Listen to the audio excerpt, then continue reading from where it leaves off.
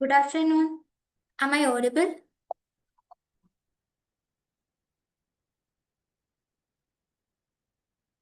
Shahnaz, am I audible? Yes, ma'am. Good afternoon. First of all, I would like to welcome you all for the session, and we have our faculty here. So our facilitator is on leave today, so I'll take care the introduction part. Sir, a warm welcome for you, sir.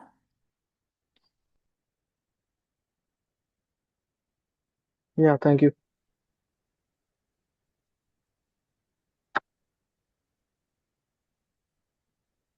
So, Mr. Isaac, he holds a master in social work and specialized in medical and psychiatry from Central University of Tamil Nadu with a strong academic and research orientation. Currently working as a junior welfare officer at Palliative, India, delivering psychosocial support in palliative care. Completed clinical training in critical care medicine at Rajagiri Hospital. It's a GCA accredited institution. Pursuing in an advanced diploma in psychological counseling to strengthen the therapeutic skills. Actively involved in research on social isolation and loneliness among palliative care patients. Life members of is a life member of professional bodies like ISPSW, NAPSWI, and CAPS and IPHA with a passion of integrating social work into healthcare system. Sir, welcome you, sir, and over to you. Yeah, thank you. Let me share my screen.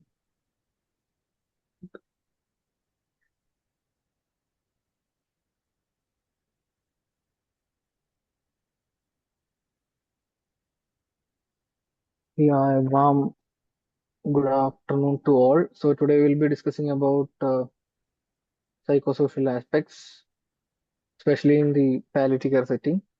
So starting with what are psychosocial issues? So starting with psychosocial issues, we have to understand what psychosocial is.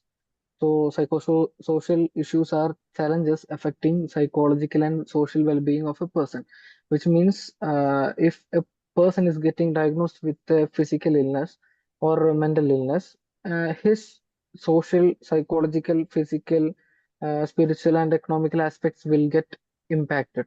So, this kind of issues are so-called psychosocial issues of an individual. So it arises from disease impact, personal beliefs, family dynamics, social isolation, and stigma. Uh, apa- I've just mentioned a few among them, and a lot of contributing factors are there, which contributes into the psychosocial issues of an individual. So especially in palliative care, they significantly influence quality of life and end of life care experiences. So we all die. One day we die, and we uh, before we die, we have to live, right? So we have to live. So we should have a higher level of quality of life. So all these patients who get affected with physical vulnerabilities, especially diagnosed with a serious illness, they will have a lot of impact upon their multidimensional aspect of personal life and professional life too. So this psychosocial issues impact a person fully. So starting with the biopsychosocial model, it was propagated by George Engel, and he was a philosopher and a medical practitioner who proposed this kind of patient care. Especially, it's called as holistic approach. Like apart from considering the only physical aspect of a patient, this model suggests to consider biological, psychological, and social aspect of an individual. So this model encourages integrated care by involving multi-disciplines. Like so, here in Pallium, we are including the psychologist, social worker, and physiotherapy if needed, and multidisciplinary team members are getting involved in addressing their psychosocial aspects. So the next one is concept of total pain. As we all know, the mother of palliative care, Dr. Cecily Saunders, has propagated the same concept of total pain. So total pain means apart from considering only the physical aspects, we are considering physical, psychological, social, and spiritual suffering too. So we have seen in the biopsychosocial model, we didn't see the spiritual aspect, right? But in total pain concept, the Dr. Cicely Saunders highlights that their spirituality is also a part of their psychosocial aspect. So it recognizes multi-dimensional nature of suffering in palliative care. So usually we see a lot of patients suffering from pain, and we will explore more about somatization in palliative care and also. So we have to know their suffering. So we need a detailed assessment. So when we are assessing a patient, we will identify multi dimensional contributions into his pain. So apart from the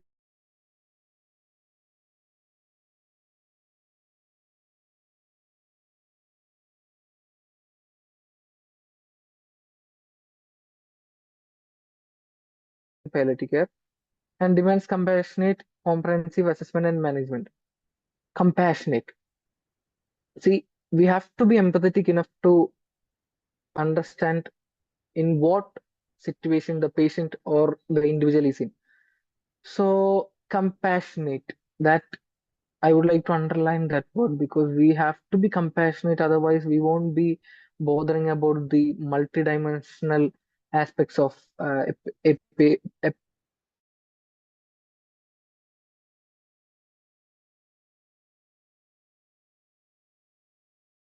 are exploring the pain, uh, exploring their pain in psychological, social, economical, and spiritual aspects. I don't think so. The healthcare isn't so much concerned about the other aspects.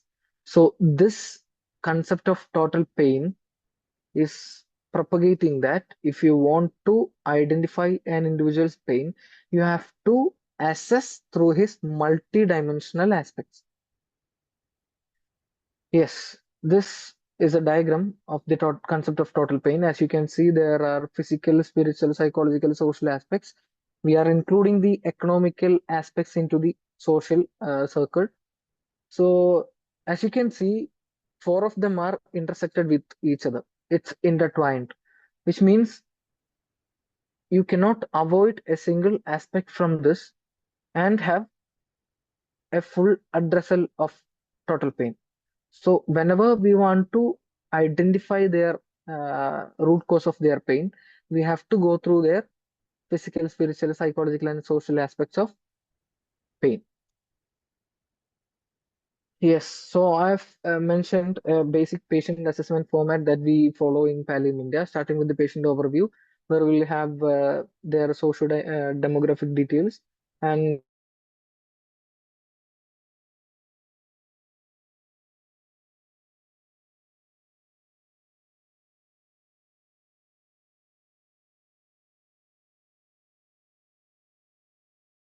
or semi-ambulating with mobility aid support, or else if the patient is bedbound. And coming to the next point, we will explore how much they know about their illness. So insight to illness is very essential because we have to communicate with the patient.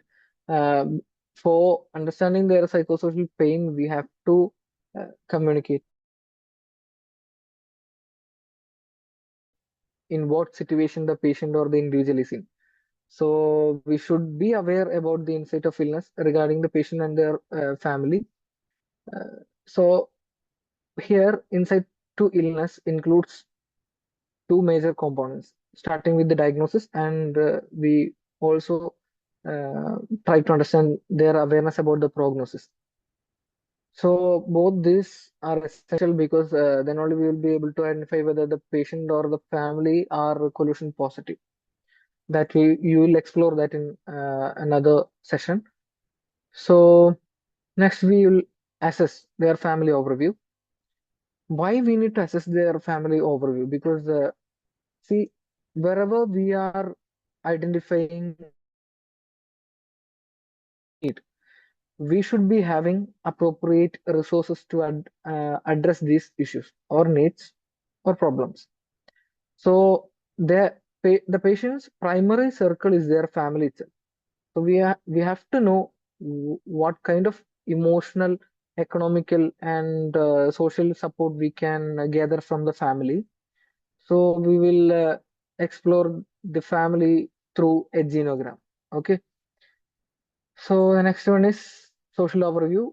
The same that we have done with the family, we will do with their social system or social support system, especially like friends, volunteers, or religious group, so and so. So we have to identify these resource aspects. Then only we will be able to channelize them to the patient. Okay. Next one is economic overview. As I have mentioned, the patient's primary circle is their family itself. So within that primary circle itself, we will find some economical resources, but sometimes we won't be able to meet the needs of a patient or individual with the available resource from his family. So we have to identify their economical support system.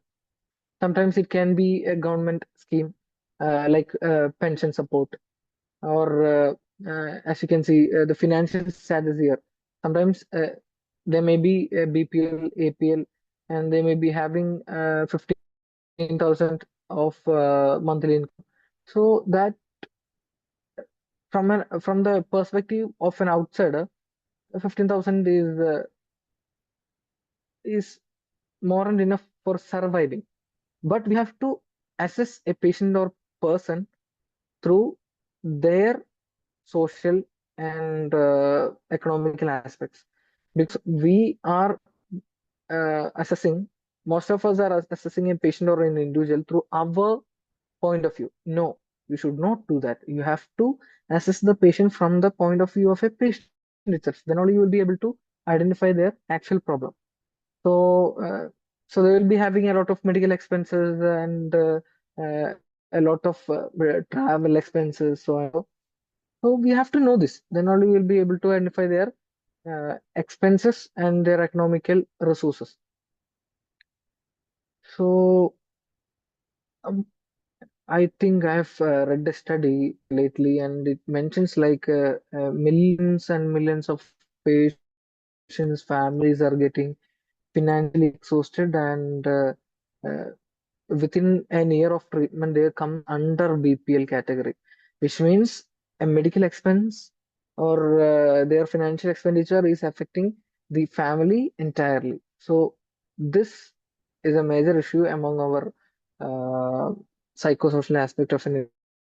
So we will explore this later. So we have to basically we have to understand their mental health history, whether they had any chief symptoms, psychological chief symptoms, or whether they did take any mental health treatment uh, prior to the diagnosis or during their treatment itself. So we have to know their current status. Next one is spiritual overview. So assessing a patient through the spiritual aspects and the psychological aspects are a bit overlapped with each other, because the spiritual overview can be divided into two. Here you are seeing beliefs, rituals, and needs, but overall we can divide that into existential well-being and religious well-being. So in religious well-being, we will be assessing a patients upon their religious spirituality, their religious spiritual resources from the community, so and so, whether their religious spiritual needs are being met or not. But in the existential well-being, we will be assessing the patient's purpose of life, joy, hope, and if whether they are having existential ideas. So that's why I have mentioned it is a bit overlapped with the psychological aspects too. So in the vulnerability assessment, we will be assessing a patient on their physical vulnerability, social, socioeconomic vulnerability, and spiritual vulnerability, and psychological vulnerability. So if they are in the severe category, we will be identifying, as we have mentioned before, the resources, and we will channelize them to the patient needs. Yes, here you are seeing a genogram here. So as you can see, I don't know to learn the symbols and what it represents and all. So basically, I want to highlight that here whenever we are taking a genogram of an individual, we see their employment, their age, employment, or whether they are a student or not, and whether they are having mental illness or psychological challenges. So we are exploring the family as it is, which means we are identifying their, sorry, we are identifying their internal resources. So to identify this, we are taking genogram during our assessment. Yes. So the major psychosocial issues in palliative care are starting with emotional distress. In every situation, if a patient is just leave the patient, if an individual is getting diagnosed with an illness, even if we are getting diagnosed with a fever, we will have a lot of psychological and emotional issues that we won't be having any interest in watching TV, which may be our one of our best hobbies. So that altered kind of behaviorism will be there. Like the emotional distress will be there, like due to sadness or despair. And sometimes the patient may be diagnosed with a life-limiting illness. So they feel that kind of helplessness regarding their own condition. So that kind of emotional distress should be addressed. And the next one is anxiety and depression.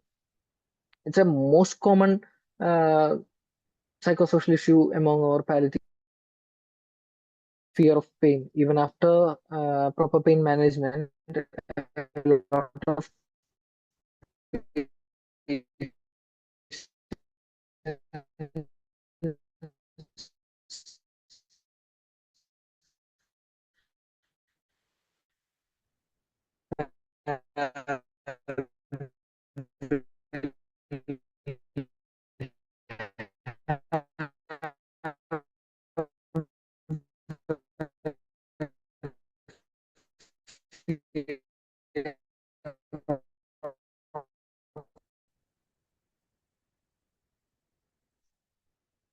I'm sorry, Yeah, am I audible? some network issues. Can continue, sir.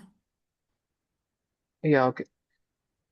So, uh, so fear of death.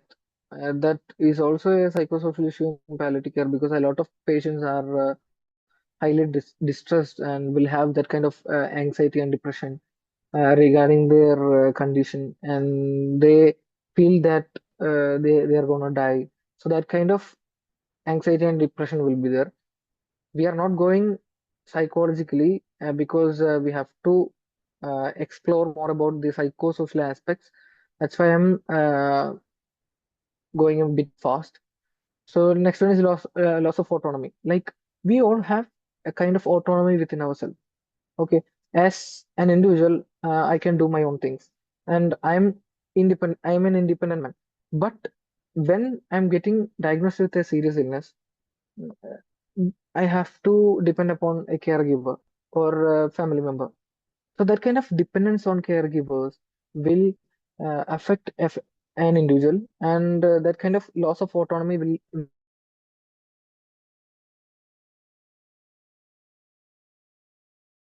treatment interventions or everything, like from their physical aspects to psychological, social, economical, every aspects, they will lose control.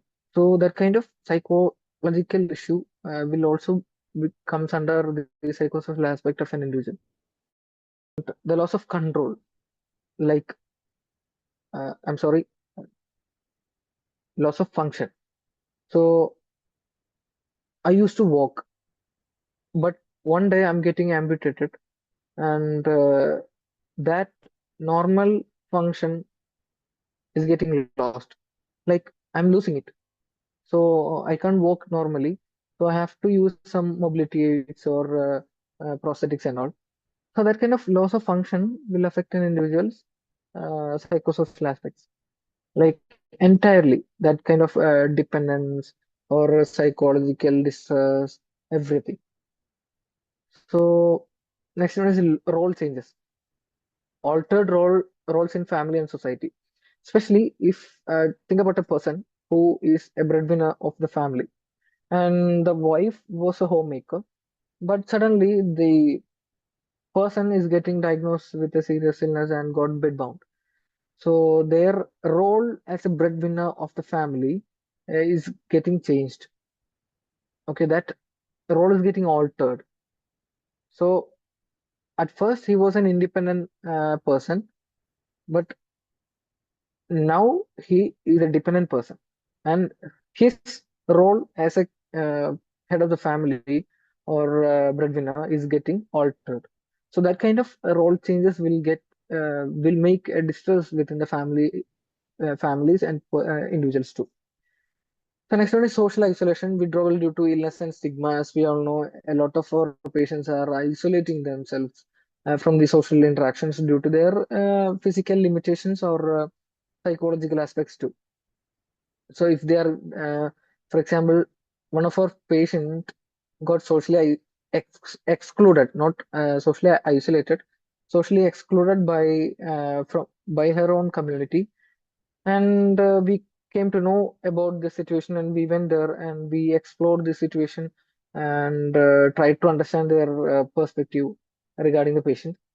So the neighbors were telling us like, oh, she got diagnosed with cancer, right? So it's communicable, right? So they don't have an idea about that kind of diagnosis. So due to lack of awareness and stigma, they are excluding, socially isolating this patient. So here you're seeing the community is isolating a patient. But in some cases, the patients will isolate themselves, like thinking regarding their body image disturbances and all. So one of our patient got diagnosed with a CA lip, and their lip was not at all pleasing to see, and it was so hard to be there because foul smell was there and oozing was there.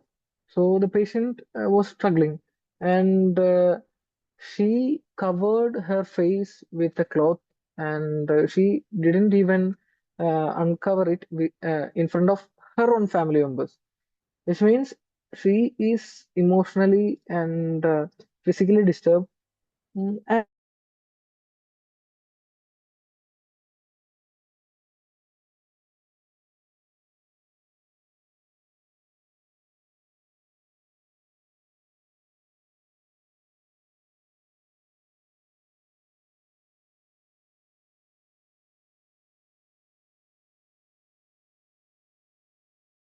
proper social interactions.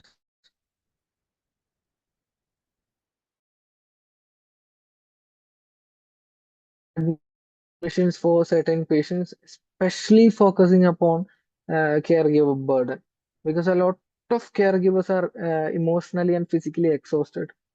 There is a patient, a 35-year-old man, unmarried man, who got diagnosed with paraplegia, and his mother is, I think, 75 or 4. So with that age,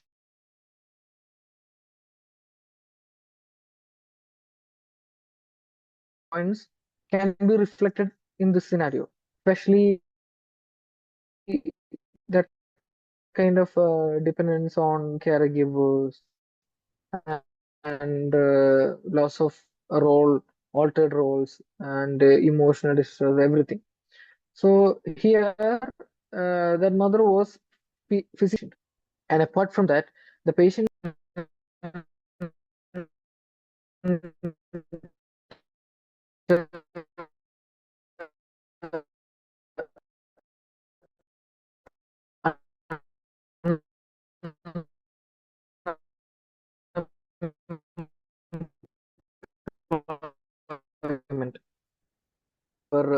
his narration was okay, a patient who is a homemaker, and her husband is employed.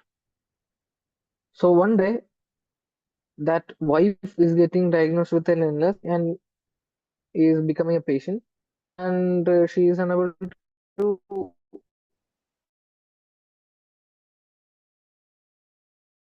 her husband, and she is not letting others to help her. So the husband has to be there. So in such scenario, the husband won't be able to go for a job. A lot of our caregivers lost their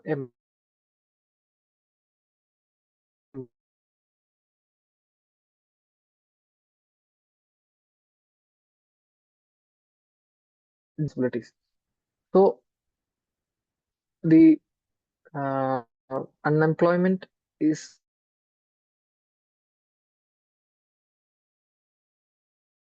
or we have to uh, channelize a, a- an economical resource or support from the community itself to support this patient and family.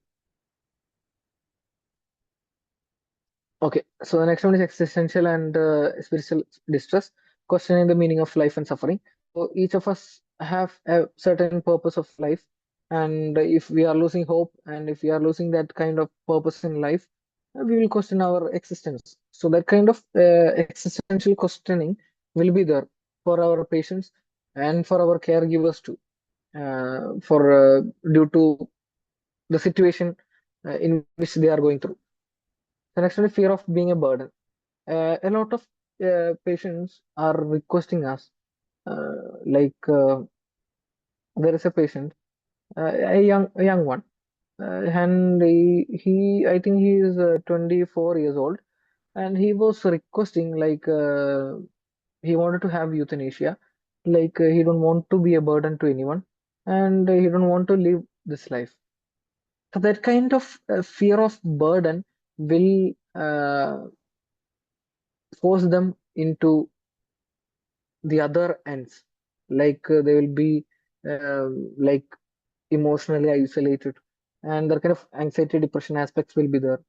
So a lot of uh, aspects like multidimensional aspects are getting affected due to the psychosocial issues.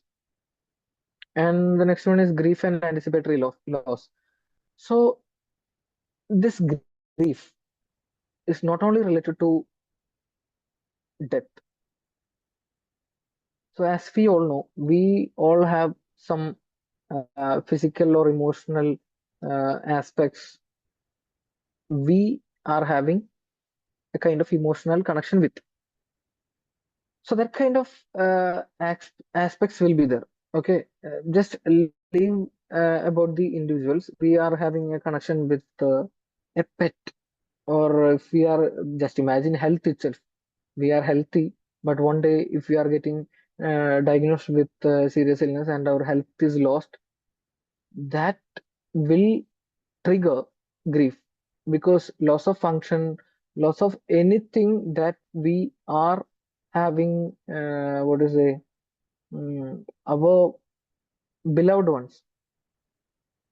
Beloved one means we can't say as individuals. We also including the individuals, but everything which we love. Okay, if we are losing it, we will have that kind of grief. So even if an individual is losing his health, that person will have this grief. And if the person is losing his hand or leg, that there the person will have grief. Okay, so that kind of coping with progressive loss and impending death, which means uh, coping mechanisms used by patients and families are different. Each individuals are different. So coping with progressive loss. Sometimes the patients will be thinking about this progressive loss, like he is losing his health not at one moment, but it's progressive. Day by day, it's he is losing it. So the kind of what is it, inability to cope with that certain situation will trigger this grief and impending death. Like a person doesn't have to die. So if the families are aware about a person's poor prognosis and thinks about the person is going to die, they will have grief. That is why we mentioned impending.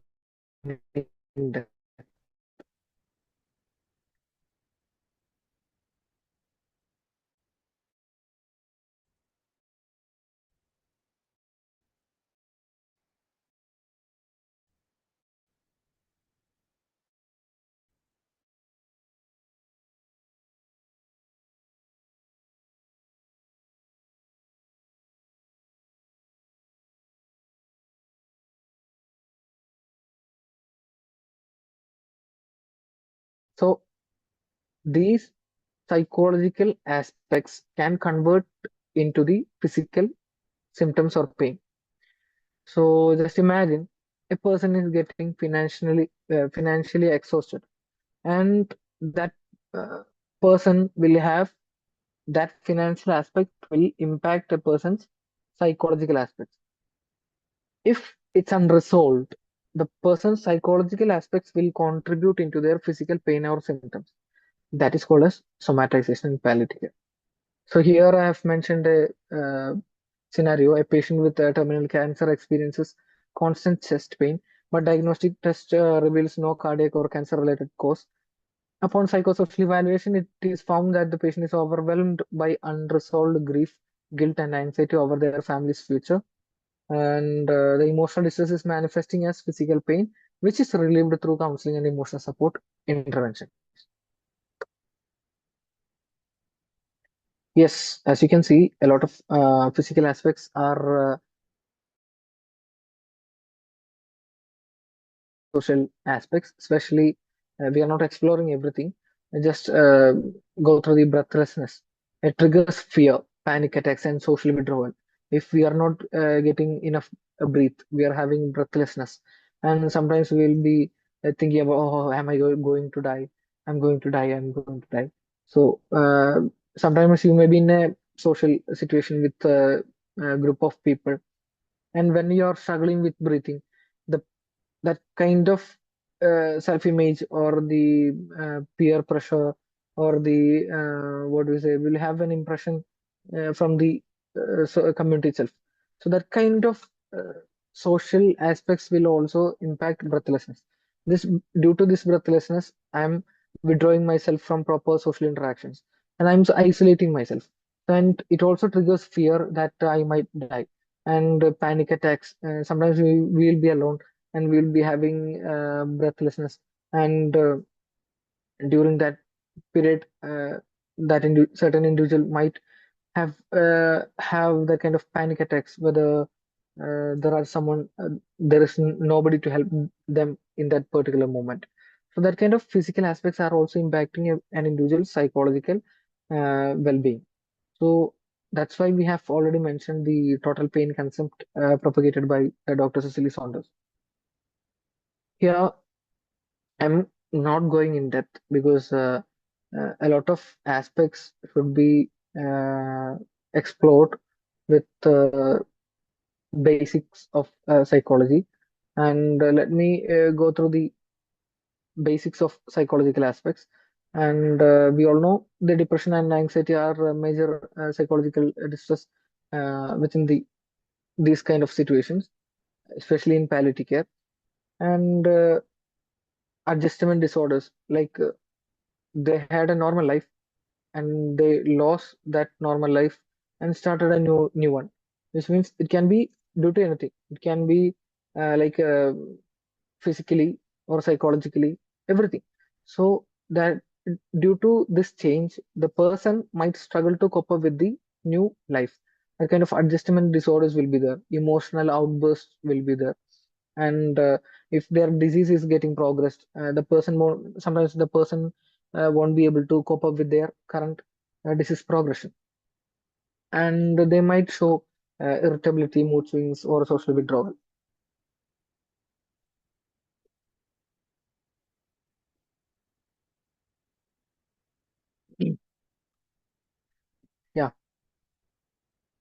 So demoralization, profound hopelessness, helplessness, and loss of meaning, different from clinical depression, and delirium, acute confusion, agitation, hallucination. I just wanted to highlight all these aspects because I'm not going in depth into the psychological aspects. We are just exploring the outer layer of psychosocial aspects. Okay, we have a lot to explore, and consider this as an introduction to it. Okay, and fear of death and dying. We already explored that.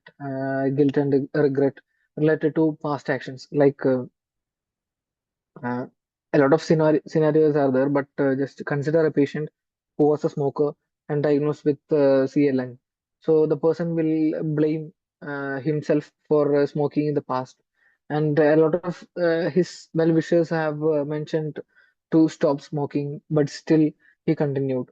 So during that moments, the person will have kind of guilt and regret like in the present scenario, the person will have guilt and regret towards their past.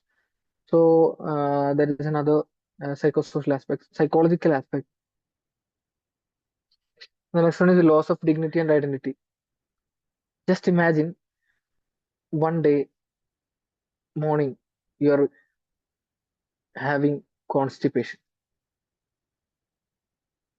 When we are talking about it, it's quite funny, right?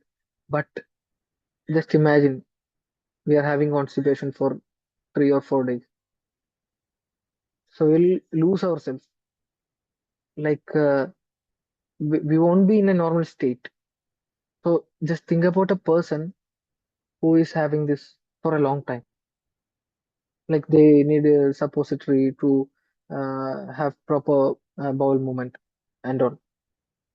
So sometimes they are paralyzed and not even able to go to the toilet. So it is getting affected. Like his dignity is affected. Or just think about a person who has to depend upon his family members for a long time, and the family won't be like the family will be emotionally exhausted, and sometimes we itself will have compassion fatigue if we are exposed into such situations for long. And in such scenarios the families will have this kind of exhausted feeling, and this will reflect in their behaviors, and the patient will struggle. Like the dignity of the patient uh, will be questioned. Like someone has to come and change his diapers, and he's unable to go to the toilet, everything. And identity. Just we all have our own identity, right? We have me as a social worker. I'm proud to be as a professional, as a good son, as a good friend. And if we are losing our identity, just imagine. One day we are losing our identity as a social worker, and I'm getting diagnosed with an illness, and I'm becoming a patient itself. So on that day, my the loss of identity will affect me, and that can lead to feelings of worthlessness or loss of self due to dependency. So autonomy, independence, everything is very essential for a patient, but sometimes we have to depend on others to meet our basic needs. So in these scenarios, the loss of dignity and loss of autonomy will be there. Okay. The next one is sleep disturbances caused by physical symptoms or emotional turmoil impacts overall well-being. Just imagine that you are not getting enough sleep for 2 days.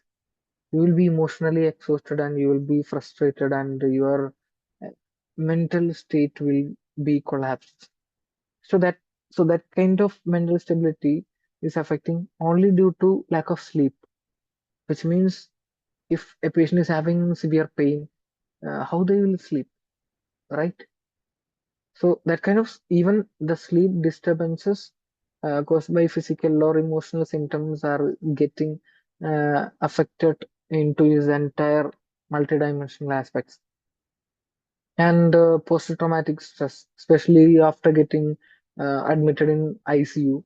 a lot of patients will get ICU psychosis, and they will be like they'll be having PTSD, like loneliness, and only the beep beep sound, and they will feel loneliness during that time. Okay, so that kind of post-traumatic stress will be there for many patients, especially sometimes if you are going through an intervention that is a bit painful, the patient will have suffering, emotional suffering and physical suffering. And this post-traumatic stress can happen at any time after this kind of intervention. Yes, social aspects. Starting with the social isolation, we already explored this one. The patient is getting isolated and isolating themselves. Loss of social roles. Patient often lose identity linked to their profession, caregiver role, community involvement.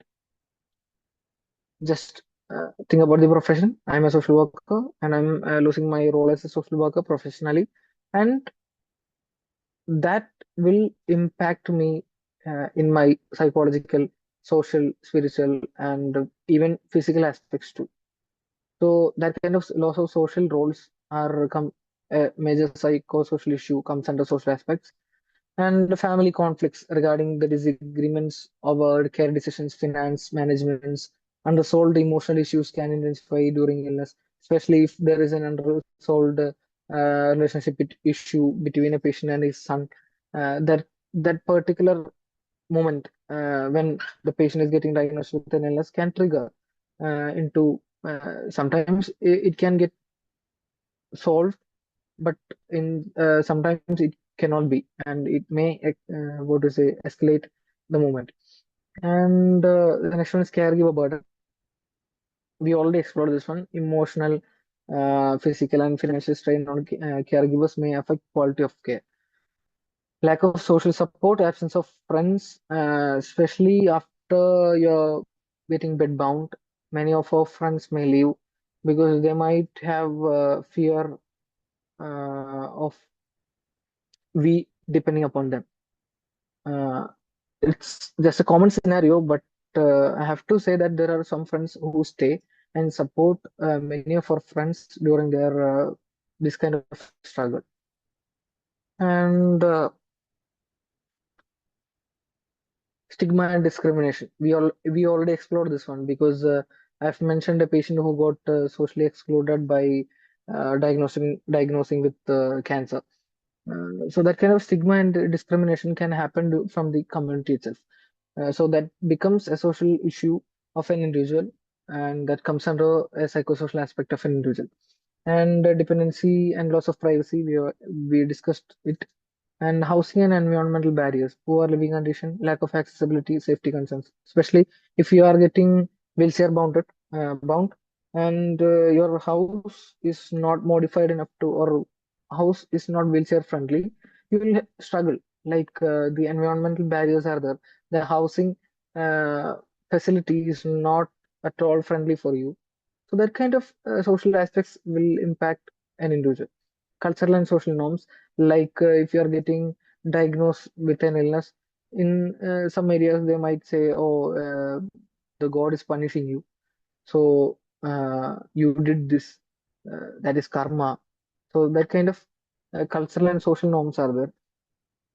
So this will affect communication, expression of needs, willingness to seek help. Like the individual may emotionally, physically, and socially isolate themselves, and won't be promoting personal connections with the others. And even as a team, when we go for assessing or making interventions, the patients won't may not be able to open up, like due to these cultural and social norms. And the next one is community disengagement, reduced involvement in religious, social, and neighborhood activities. Especially, just think about a person who was spiritually active and he used to go for church every day, and suddenly he got bedbound. So during that time, that particular person will struggle because he was going to church was one of his daily routine. So currently he is unable to go. So that kind of reduced involvement in religious social neighborhood activities like community disengagement. As we have mentioned before, the social exclusion and inclusion, exclusion and isolation. Here, the community disengagement can happen from the community or by the patient. Yes, the next one is economical aspects, starting with the loss of income, inability to work due to illness, leading to financial instability.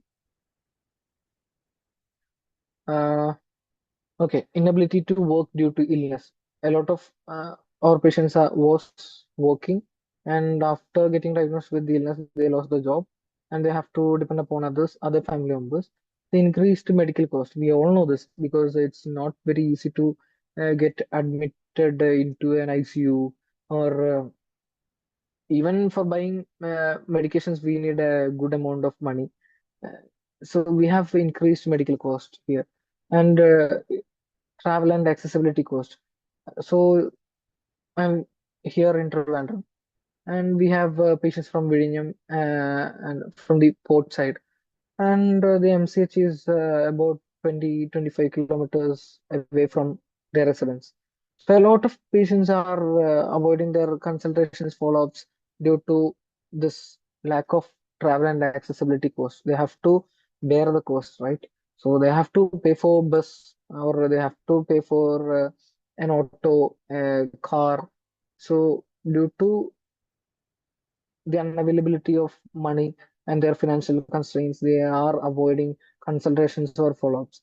So we will assess this situation, and we'll identify whether they will be able to do that with the resource from the family itself or from the community itself.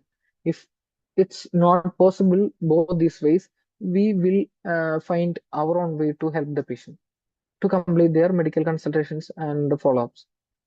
And limited insurance coverage, unemployment of caregivers, debt and asset liquidation. Especially families may be forced to take loans, and sometimes a lot of families are selling their properties, or taking loans on their own property to meet their medical expenses.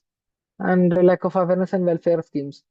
Just think about a person who is from a rural side and who is an illiterate, and he was a daily wage worker and got diagnosed with a serious illness, and he lost his job.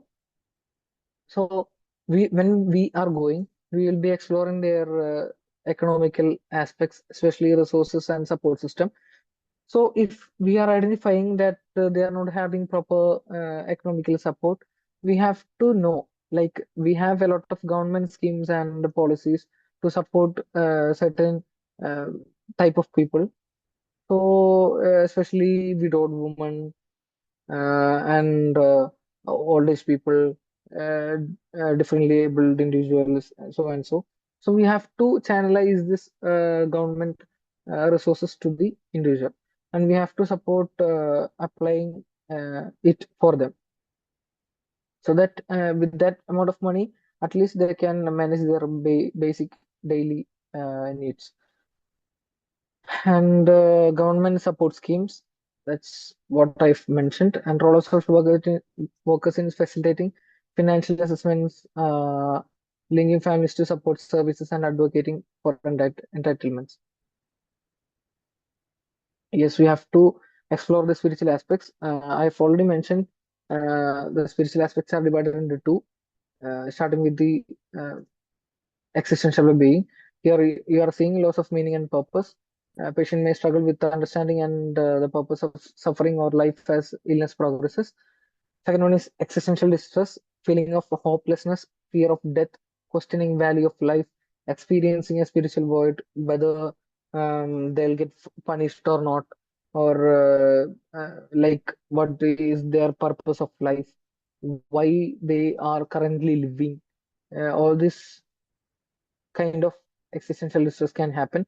Guilt and regret, we already explored this, unresolved past actions, especially to themselves or to their family members, and spiritual doubts, like that's the thing I have mentioned before, like will they be punished or not? I am a sinner, and I did nothing good. So everything will impact their guilt and regret levels. Fear of afterlife or death, and some cultural or spiritual aspects we are explaining the afterlife and death. So sometimes concerns about what happens after death, especially if beliefs are conflicted or unclear. Especially beliefs are conflicted or unclear means sometimes they may be a non-religious person, not an atheist, but a non-religious person who, just imagine, who is a Christian but is not practicing any religious aspects. But at the during the end of life moments, then they will be thinking about this kind of aspects. Like I was not spiritually active, so whether I'll be considered in heaven or not, or will I have a good death or not? So the kind of religious spiritual conflict will be there. Disconnection from faith practices. We already explored this, like socially community disengagement. The person is getting disengaged, or the community is getting disengaged. So isolation from spiritual community, being away from spiritual support system, like inability to access their religious spaces, and need for forgiveness and reconciliation, especially when you are having unresolved conflicts between our beloved ones. And culturally sensitive spiritual care. We have to know this because we have to be sensitive towards their preferences. They will be having spiritual concerns, and preferences, and they will be having psychological or physical, a lot of we have to understand the patient or the individual as they are, because they will be having certain preferences regarding all these aspects. It's not we who decide for the patient, it's them who decide for themselves. So we have to be sensitive when we are making these kind of interventions, because just imagine, in Christianity itself there are a lot of groups, and the Latin Catholics are having their own religious way of uh, last sacraments, or and the Syrian Catholics are having different kind of practice. So that sensitivity should be addressed. Like we have to be sensitive towards all these matters, and we have to be culturally sensitive too. So spiritual care, role of spiritual care providers. We include chaplains, religious leaders, and trained volunteers in counseling, ritual facilitation, and comfort, because we ourselves may not be able to meet their spiritual aspects or needs. So we will be facilitating through proper channel. So next we are going to explore how we can address psychosocial needs. We have explored a lot of psychosocial needs.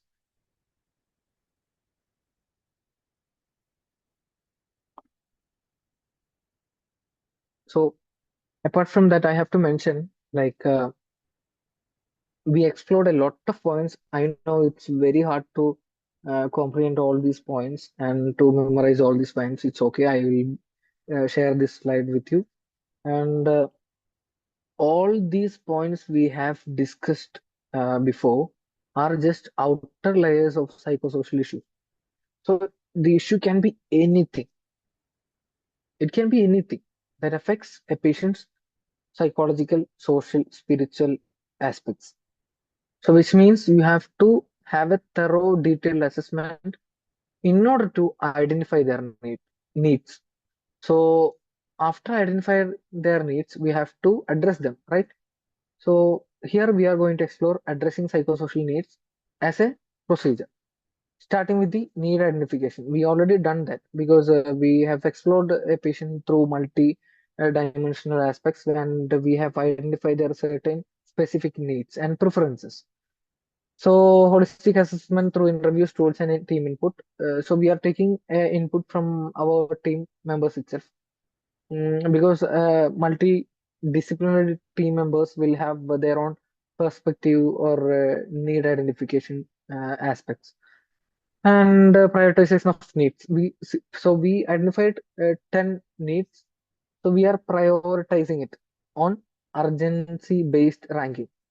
So if the patient is having suicidal ideation, caregiver breakdown, so and so. So we have to prioritize it, and we have to identify it. Sorry, we have to address it prior to other needs. So this urgency-based ranking is essential. And after that, we will be going for care planning. Like we are providing an emergency intervention, crisis intervention. After that, we will be having a list of needs which should be met for the patient. So we will be having a care planning with the multidisciplinary team members and patient-centered plan with smart goals. We have to, that's why I have mentioned like we have to know the patient preferences and their family preferences. And emergency interventions, crisis management for crisis critical issues like abuse, housing, medication itself, and resource mapping and mobilization. So after identifying and resolving their crisis needs, critical needs, we are going to narrow it down into their other needs. So we excluded their crisis needs because we already addressed it. So next we are going to prioritize the needs upon their urgency level. So after arranging this, we are resource doing a resource mapping within the family and community, and we have to mobilize their community and family resources to address these needs. So identify internal and external resources like NGO schemes, volunteers, community support, religious support, everything. Okay.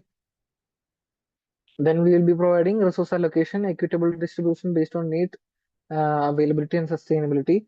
And the next one is follow up and review. We have made an intervention. It's not about making an intervention. We have to make enough proper follow up for the patient so that we can ensure that the intervention was fruitful enough to address their needs. Yes, next we are going to explore what are the smart goal setting. And here, starting with the specific, we have the goal should be specific, clearly defined objectives. Like it should not be a vague one. We have to specify it. Okay. The next one is measurable, trackable progress, especially like if we identified a need of disability certificate and pension scheme. So we have to have a specific plan and track. We have to track their its progress, starting with the application. So submitted application should be submitted within 1 week, and on the next week we have to go for medical board meeting, and we are estimating that within 2 weeks the medical board will confirm and will sanction for a disability certificate. So after that week we have to apply for a pension support. So this trackable progress should be there and it should be measurable. And the next one is achievable. Like we all have different kinds of needs. Like just imagine a patient or the family is having a debt of 1 crore, and we are going there and we are offering them help to what is it, resolve this issue. Can we do this? Actually, no, because we have to have an idea about our own resources. Then only we will be able to provide proper interventions for the patient. False hope and assurance is destructive, especially for the people who are vulnerable, who are needy. So the goal should be achievable. It should be realistic targets within available resources. And the next one is relevant, aligned with patients' current needs and priorities. We mentioned about their crisis interventions or critical needs that has to be addressed immediately, right? Just imagine the patient is hungry and not yet had food for 5 days. So we are meeting the patient and we are assessing them and we are offering them help and we are providing medications and leaving. Okay, we left. Is that an appropriate way of uh, providing intervention? Was that relevant? Because the patient should have medication. The patient should have food because the patient is hungry and unable to meet their basic needs. So we have to be relevant in managing the patient needs. So aligned with the patient's current needs and priorities. That's why we are prioritizing their needs. And the next one is time bound, set within a clear timeline.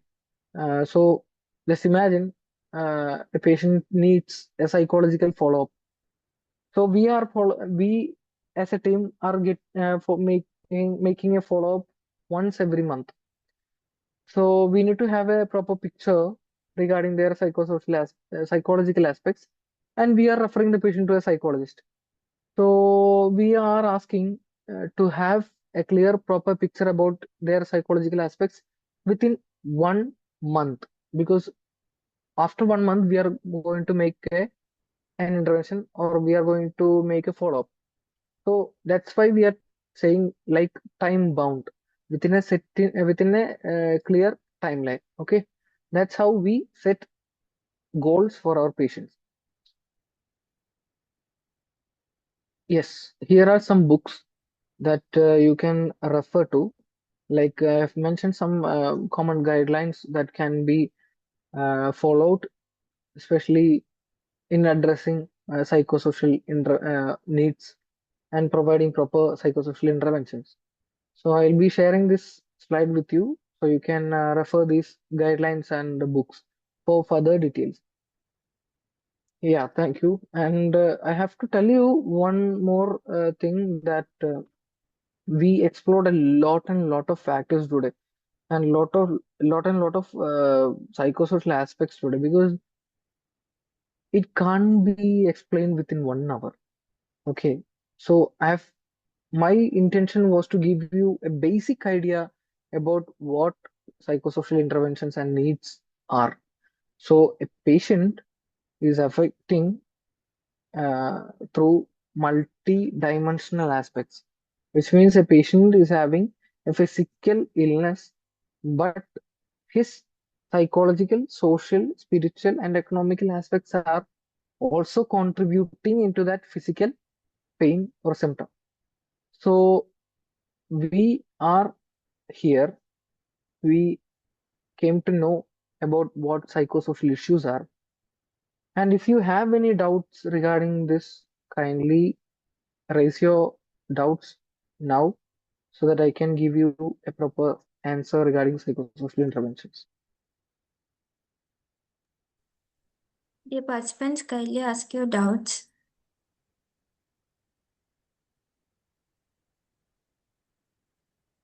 Sir, most of them are from Ladakh, so they are facing some network issues. Okay, So you can write it down in your yeah, chat. you can put it on chat box. Swanam, is there 1 second, sir?